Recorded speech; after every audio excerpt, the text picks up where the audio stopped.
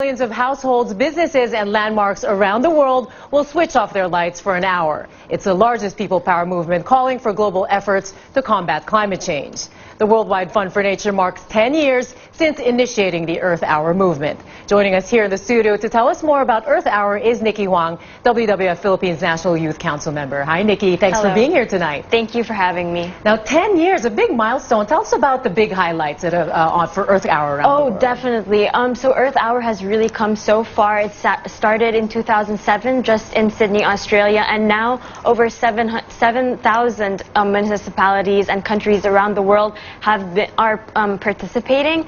This year we can look forward to nearly 200 countries participating in the 10th year of Earth Hour. Amazing. And the youth are playing a big part here. You're the youngest member of the WWF Philippines National Youth Council. Tell me about what you're doing. Okay, so the National Youth Council, our role is basically to be advocates for our youth group and people our age within WWF.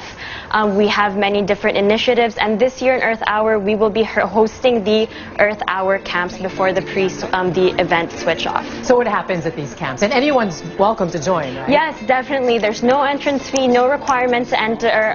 We are all really hoping everyone comes to join us. We will be having 3 different camps. A tree planting camp where we will be teaching people about the importance of reforestation, especially within the Philippines, and distributing seedlings of endangered Philippine species. We will then be having a renewable energy camp with a lot of different simulations and engagements. And finally, we will have a disaster management and readiness camp where people will have the opportunity to make their own go bags and learn about being prepared for disasters. Wow, amazing. That's a lot. Now, what exactly are you doing? I mean, you guys are going to be our leaders basically for the youth. Tell me about what you're doing for WWF to really get this message across. Oh yes, so as a youth council member, we have so many opportunities to engage people all over the Philippines. We have a travel fair coming up this April. Every youth council member has to have their own individual project.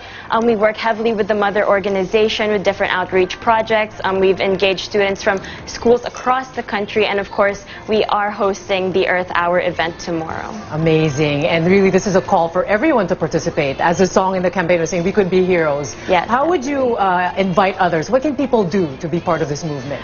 Oh, well, you know, of course there is coming to the camp to participate. We have all these amazing engagements planned. We will also be introducing 2 new youth ambassadors. And in addition to that, if you can't make it out to MOA to join us, of course switching off your lights is best. Yeah, so tomorrow that's happening 7 p.m.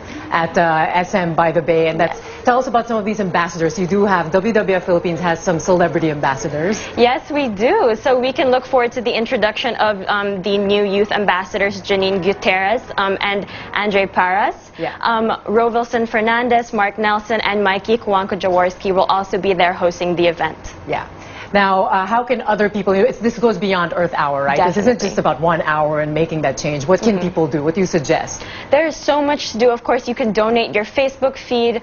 And then within the Earth Hour camp, we will be teaching people about the different actions they can take to carry the commitment to climate change mitigation, of course, beyond the hour, such as using metal straws, you know, avoiding or limiting at least red meat, turning off your power, switching when you can to renewable energy sources. There's really so much that one can do. Yeah, and the theme is Shine a Light on Climate Action. So that's tomorrow. Everybody can participate. 4 o'clock for the camp. Yes. And 7 p.m. is the pre-program, right? Yes, and the switch off will happen from 8:30 to 9:30. And what's your message, Nikki? What would you like to say? What gets you all excited about this? What would you like to say to the Well, it's the 10th year of Earth Hour, so the celebration is truly going to be bigger and better.